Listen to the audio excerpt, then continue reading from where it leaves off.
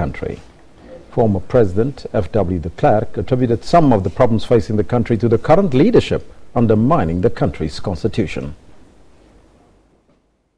We need to discuss the constitutional crisis in which we find ourselves.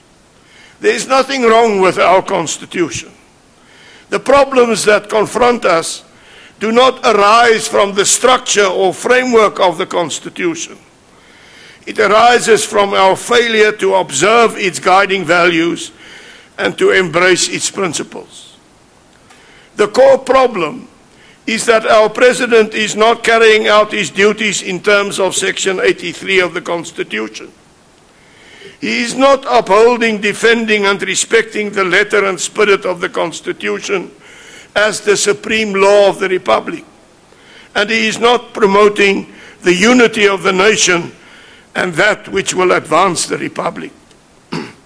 The President has undermined the independence of the Chapter 9 institutions and organs of government, including the intelligence services, the National Prosecuting Authority, and the Hawks. He has not ensured their impartiality or their duty to exercise their powers and perform their functions without fear, favor, or prejudice.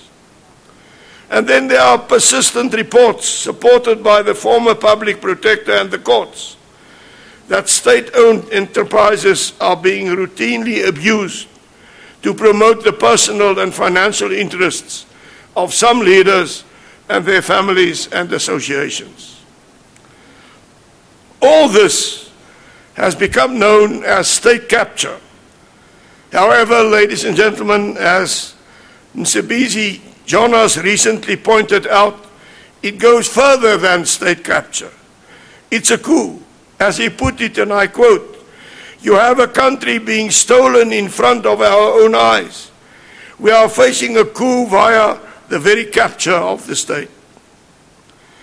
Apart from the Chapter 9 institutions and government agencies, Parliament was supposed to provide another safeguard against abusive and unconstitutional executive action.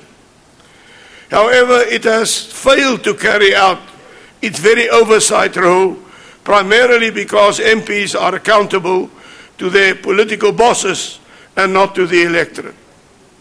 Accordingly, I believe we need to discuss the implementation of the recommendations of the Van Zyl-Slabbert Commission to ensure that MPs owe their first loyalty to the electorate and not to their political bosses. This can be done by adopting appropriate national legislation and would not require any change to the present Constitution. And finally, ladies and gentlemen, we need to discuss the serious social challenges confronting South Africa. We need an emergency national strategy to turn our education system around, to ensure that future generations of our children are not condemned to lives of unemployment and poverty. Meanwhile,